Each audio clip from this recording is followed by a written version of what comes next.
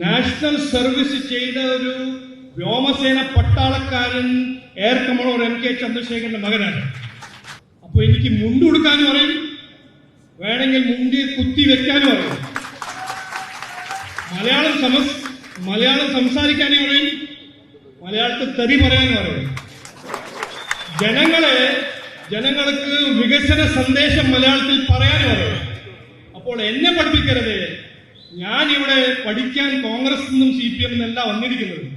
ഇവിടെ വന്നിരിക്കുന്നത് ജനങ്ങളെ ജീവിതത്തിൽ വ്യത്യാസം കൊണ്ടുവരാനും അതിനുവേണ്ടി അധികാരം പിടിച്ചില്ലെങ്കിൽ ഞാൻ അങ്ങനെ മടങ്ങിപ്പോയാലും ഞാൻ അന്ന് പറഞ്ഞു ഇന്നും പറയുന്നു. അപ്പോ ഈ വികസന അത് ഞാൻ പറഞ്ഞു, അത് എനിക്ക് പറയാനൊരു ആഗ്രഹം ഉണ്ടായിരുന്നു. എന്റെ മാധ്യമ സുഹൃത്തുക്കളെ ഇന്ന് രാവിലെ മുതൽ എന്നോട് ഇയാൾ ഇത് പറഞ്ഞു, മറ്റാൾ ഇത് പറഞ്ഞു എന്ന് പറഞ്ഞു നടക്കുമ്പോൾ ഇത് എന്റെ ഒരു ഉത്തരം. ഇനി അത് സൈഡിൽ വെക്കണം.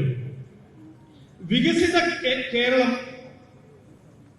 എല്ലാവരുടെ ഒപ്പം എല്ലാവർക്കും വേണ്ടി പാർട്ടി പറയുമ്പോൾ ഇതൊരു മുദ്രാവാക്യമല്ല, ഇതൊരു സ്ലോഗനല്ല, ഇതൊരു വാഗ്ദാനം കൊടുത്ത് ഓടിപ്പോകുന്ന കോൺഗ്രസും CPM കാരുടെ ഒരു മുദ്രാവാക്യമല്ല. ഇത് പാർട്ടിയുടെ ഒരു ദൗത്യമാണ്.